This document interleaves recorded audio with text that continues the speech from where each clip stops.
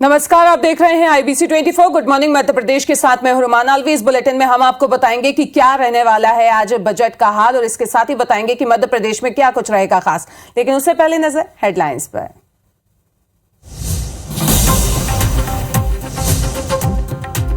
MP विधानसभा में आज वित्त मंत्री जगदीश देवड़ा पेश करेंगे पहला पेपरलेस बजट। सुबह 9:30 बजे कैबिनेट की बैठक में मिलेगी बजट को मंजूरी। MP में पंचायत सचिवों और सह सचिवों को जल्द मिलेगा 7वां वेतनमान। पंचायत मंत्री महेंद्र सिसोदिया ने दी जानकारी। 3 मार्च को बुलाई विभाग की बैठक। Bhopal Ujjain passenger train blast के 7 दोषियों को फांसी की सजा। लखनऊ NI कोर्ट ने सुनाया फैसला। एक दोषी को उम्र कैद। 7 मार्च 2017 को UP ATS ने दर्ज किया था मामला। मध्य प्रदेश में आज से शुरू हो रहे हैं 10वीं बोर्ड के एग्जाम। 9,65,488 स्टूडेंट होंगे शामिल। कल से 1 अप्रैल तक 12वीं की बोर्ड परीक्षाएं। जबलपुर कलेक्ट्रेट के सामने डेरा डाल के बैठे 32 मजदूर। वन विभाग से मजदूरी के भुगतान के लिए लगा रहे गुहार। काम कराकर पैसे देने में आनाकानी कर रहे अफसर।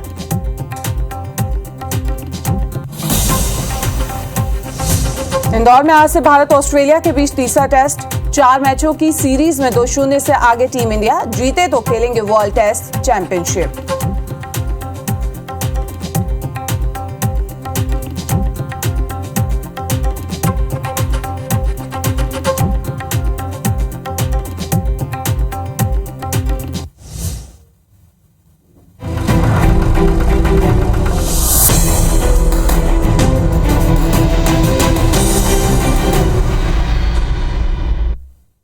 और बुलेटिन में सबसे पहले बात करेंगे बजट की। आपको बता दें कि मध्य प्रदेश सरकार आज विधानसभा में पहला डिजिटल यानी कि पेपरलेस बजट पेश करने जा रही है। वित्त मंत्री जगदीश देवड़ा बजट सदन पटल पर रखेंगे। चुनावी साल का अंतिम बजट है ये, लिहाजा इसके लिए पूरी तरीके से लोक लुभावन होने के आसार भी जताए जा रहे हैं। सरकार SC ST महिला और किसानों के लिए बजट में और सौगातें भी दे सकती है। सरकार जनता पर कोई अतिरिक्त बोझ नहीं डालेगी। इस बार विधायकों को छपी हुई बजट की प्रति भी नहीं मिलेगी, बल्कि उन्हें टैबलेट में बजट की प्रति दी जाएगी। वित्त विभाग की वेबसाइट पर भी बजट को अपलोड किया जाएगा। बाकी लोगों को पेन ड्राइव में बजट की सॉफ्ट कॉपी दी जाएगी। इस बार का बजट करीब 3 लाख करोड़ के आसपास का हो सकता है। पिछली बार सरकार ने भी 2,79,000 करोड़ रुपए का बजट पेश किया था।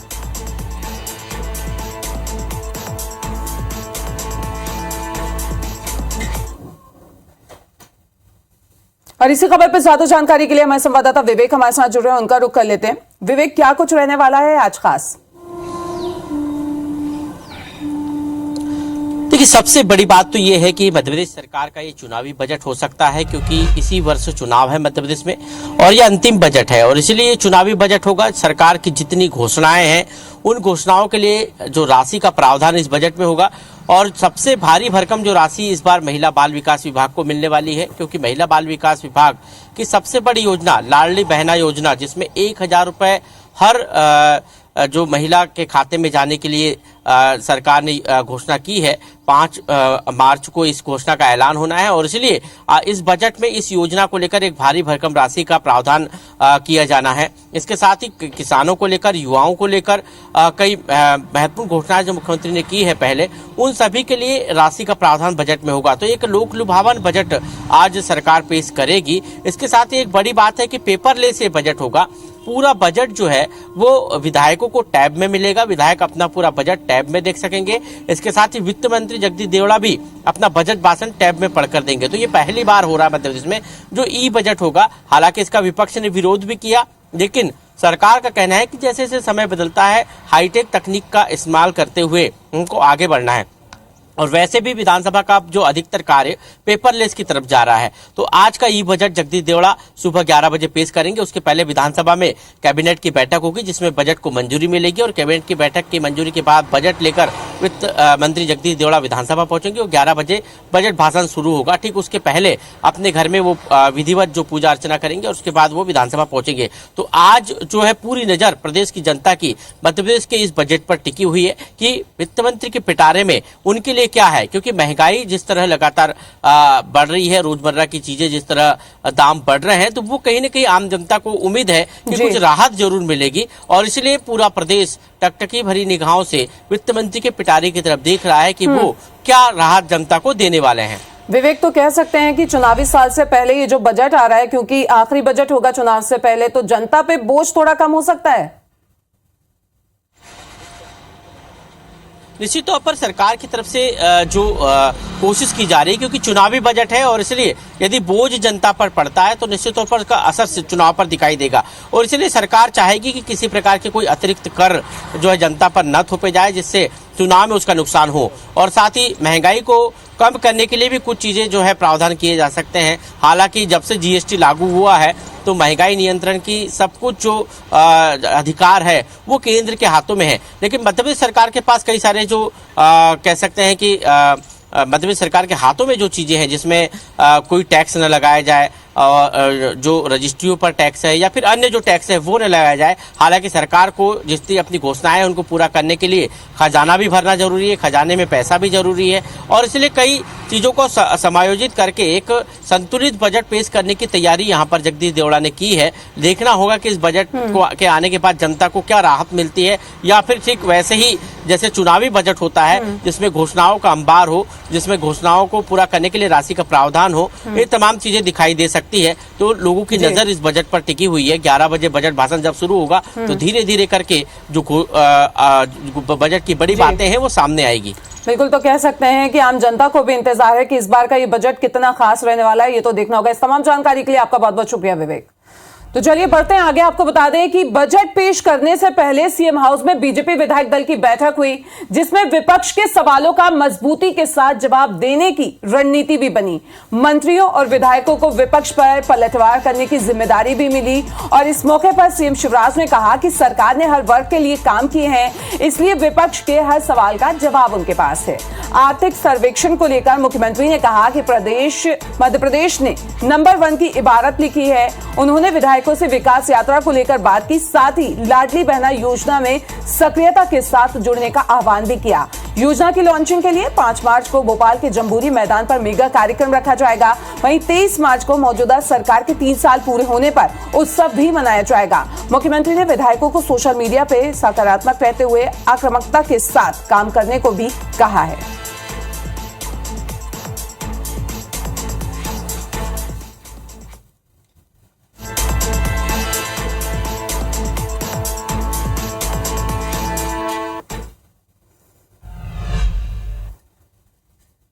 तो वहीं बजट से पहले मध्य प्रदेश विधानसभा में आर्थिक सर्वेक्षण रिपोर्ट पेश की जाएगी और इसके बाद सियासत भी शुरू हो गई है।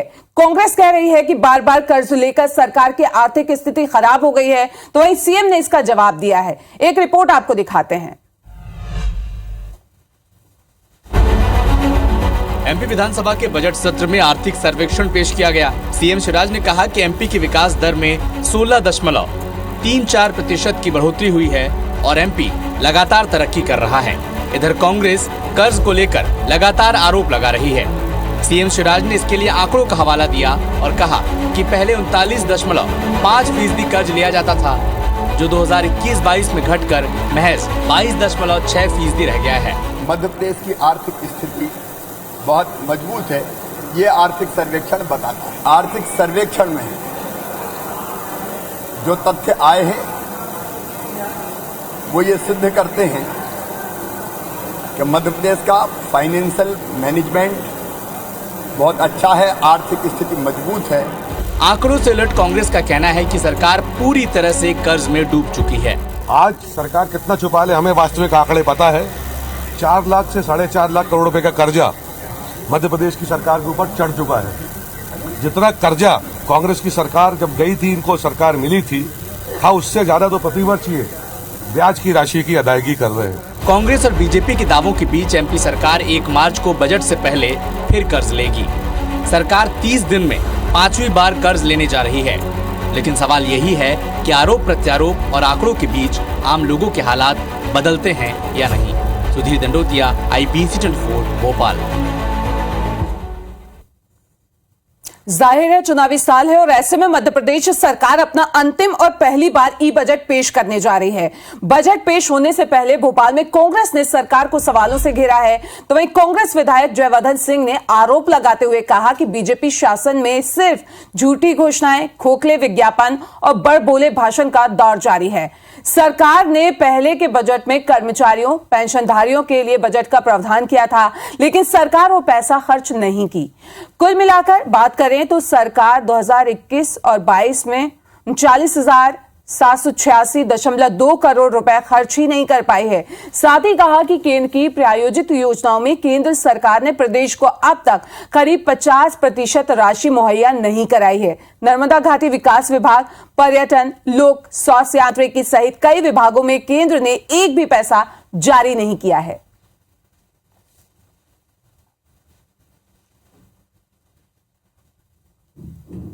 क्योंकि जो भी आंकड़े प्रस्तुत होते हैं उसमें पूरा जो उसमें आय है, व्यय है, उसका पूरा कैलकुलेशन किया जाता है।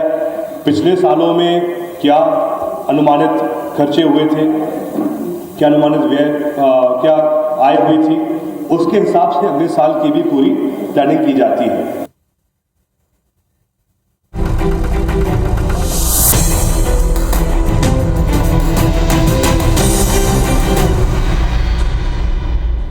भोपाल से बड़ी खबर आपको बता दें, जहां पंचायत सचिव की मांगों पर मोहर लग गई है। जल्द मिलेगा 7वां वेतनमान। तो इस वक्त ये बड़ी खबर, जहां पंचायत सचिव, सह सचिव को मिलेगा अब वेतनमान। पंचायत मंत्री महेंद्र सिसोदिया ने इसकी जानकारी दी है। वहीं इसको लेकर 3 मार्च को विभाग की बैठक भी बुलाई गई है। तो इस वक्त ये बड़ी खबर, बड़ा अपडेट भोपाल से आपको बता रहे हैं, जहां पंचायत सचिव की मांगों पर मोहर लग गई है और जल्द ही मिलेगा 7वां वेतनमान। पंचायत सचिव, सह सचिवों को ये वेतनमान अब मिलेगा। इसको लेके एक बैठक भी बुलाई गई है 3 मार्च को। पंचायत मंत्री ने खुद इस बात की जानकारी दी और उनका कहना है कि अब इसको लेके 3 मार्च को बैठक बुलाई गई है। पंचायत सचिवों की मांग पर मोहर लग गई। इस वक्त ये बड़ी खबर भोपाल से आपको बता रहे हैं और जल्द ही अब उन्हें 7वां वेतनमान मिलेगा। पंचायत सचिव, सह सचिवों को ये वेतनमान मिलेगा 7वां। इसको लेकर एक बैठक भी बुलाई गई है। पंचायत मंत्री महेंद्र सिसोदिया ने खुद इस बात की जानकारी दी है। 3 मार्च को बुलाई गई है विभाग की बैठक। तो इस वक्त ये बड़ी खबर, जहां पे मोहर लग गई है पंचायत सचिवों की मांग पर।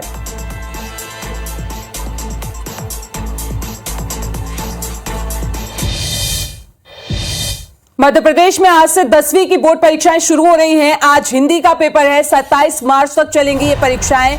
9,65,000 से ज्यादा जो स्टूडेंट हैं वो इसमें शामिल हो रहे हैं। आपको बता दें कि कल से 1 अप्रैल तक 12वीं बोर्ड के एग्जाम्स चलेंगे।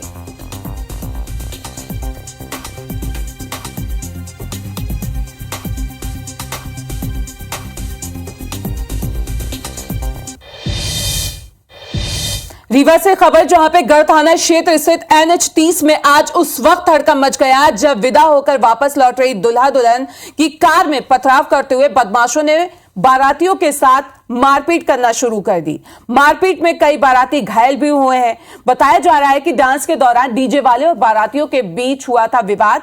सोमवार शाम को यह पूरा विवाद हुआ था। मामला किसी तरीके से शांत कराया गया, लेकिन सुबह जब बारात विदा हो रही थी तब वापस लौट रही थी और उसी दौरान रास्ते में बारातियों को रोककर बदमाशों ने दूल्हा दुल्हन के कार में पथराव कर दिया और बारातियों के साथ लाठी और डंडे से जमकर मारपीट भी की। दूल्हे के बहनोई ने बताया कि बदमाशों ने लूटे हैं उनसे 25,000 रुपए नगद।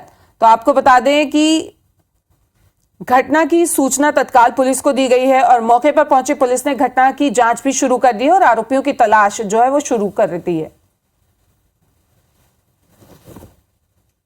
वो आपस में किससे विवाद किए, क्या किए, हमसे मतलब नहीं था। और उसके बाद वो हमें ये भी उम्मीद नहीं थी कि वो हमारे लूट पाट करेंगे, कुछ भी करेंगे। हम तो आराम से आ ही रहे थे तो यहाँ रोड पे गाड़ियाँ लगा दिए बहुत सारी और पत्थर हाथ में ले लिए और डंडा ले लिया। ये तो प्रूफ हर जगह फैला ही हुआ है। तो सीधा गाड़ी पे ही, धीमी हुई गाड़ी पत्थर पटक दिए आगे पहले ही। और इनका विवाद हुआ था बारातियों को और डीजे वालों का, फिर कल समझौता हो गया था। आज पुनः इनने उस गाड़ी में पत्थर वगैरह मार दिए, इसका अपराध पंजीयन करके विवेचना की जा रही है। तो चलिए बड़ी खबर आपको बता दें, भोपाल उज्जैन पैसेंजर में ब्लास्ट की घटना के 6 साल अब 7 आतंकियों को लखनऊ की एनआईए कोर्ट ने फांसी की सजा सुनाई है, जबकि एक आतंकी को उम्र कैद हुई है। मोहम्मद फैसल, गौस मोहम्मद खान, मोहम्मद अजहर, आतिफ मुजफ्फर, मोहम्मद दानिश, सैयद मीर हुसैन और आसिफ इकबाल उर्फ रॉकी को फांसी की सजा हुई है। तो वहीं मोहम्मद आतिफ उर्फ आतिफ ईरानी को आजीवन कारावास की सजा सुनाई गई है।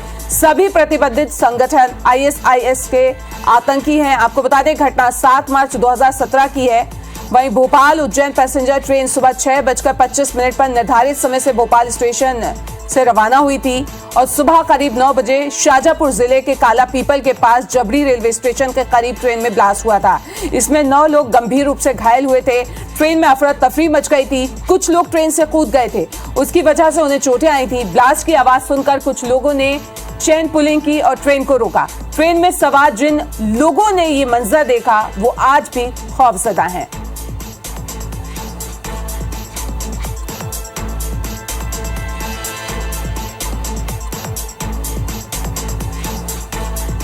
तो Bhopal Ujjain passenger train blast का ये पूरा मामला है जिस पे फैसला आ गया है। 2017 को भोपाल उज्जैन से ट्रेन में ब्लास्ट हुआ था। जब वो रवाना हुई थी उसके बाद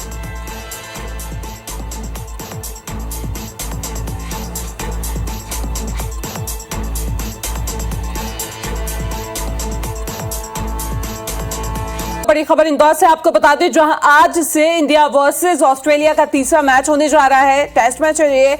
होलकर स्टेडियम में 9 बजे से शुरू हो जाएगा मुकाबला। 4 मैचों की सीरीज में भारत 2-0 से आगे है। रेसकोर्स रोड पर 5 दिन तक आवागमन पर रोक रहेगी। तो सुबह 6 से 10 बजे तक, शाम 4 से 7 बजे तक ये बंद रहेगा। तो इस वक्त ये बड़ी खबर इंदौर से और अपडेट आपको दे रहे हैं, जहां पे मैच होने जा रहा है।